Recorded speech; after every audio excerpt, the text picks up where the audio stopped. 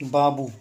Story wise जर या चित्रपटाविषयी जर बोलायला गेलं ना यार ऑनेस्टली, तर खूपच प्रेडिक्टेबलही म्हणू शकतात तुम्ही आणि ठीक आहे.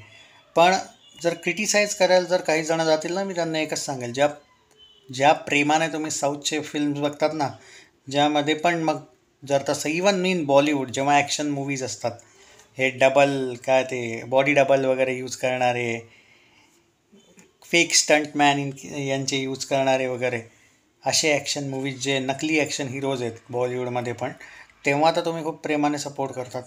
मग आताच तुम्हाला काय अचानक काही जण आहेत मी ज्यांना ॲक्च्युली हे मुद्दाम उद्देशून बोलतो आहे की काही जणांचे आहेत असे रिव्ह्यूज या चित्रपटाविषयी, अशी कोणती फिल्म असते का हे ते.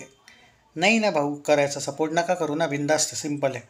पण उगीच त्या मूवीजला डिफेंड करायचं आणि आणि त्यांची वाहवाही करायची आणि या चित्रपटांना जस्ट स्टोरी थोडीशी खूप हे वाटते ते वाटते, त्यांच्या नसतात का प्रेडिक्टेबल.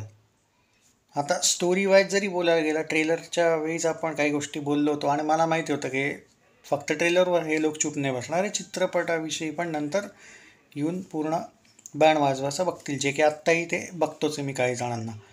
मी हे नाही म्हणत आहे की हा जो चित्रपट हा एकदम परिपूर्ण आहे, एकदम सगळं काही आहे याच्यात, एकदम ॲक्युरेट आहे, एकदम सुंदर तगडा एकदम.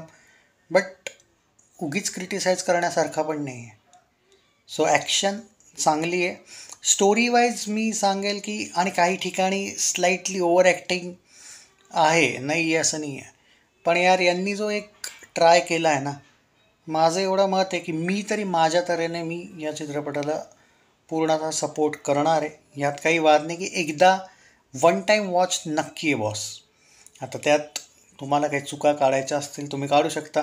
मी स्टोरी वाईज अजून पण म्हणतो आहे की स्टोरी वाईज थोडा बेटर वेमध्ये अजून बेटर होऊ शकतही होता.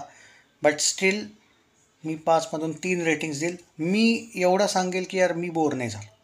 I don't care about others. Channel subscribe नसेल केलं तर नक्की करा. आणि यार नसाल ना सपोर्ट करत तर उगाच विनाकारण निगेटिव्हिटी नका. म्हणजे बस एवढंच सांगेल मी, बाकी काही नाही.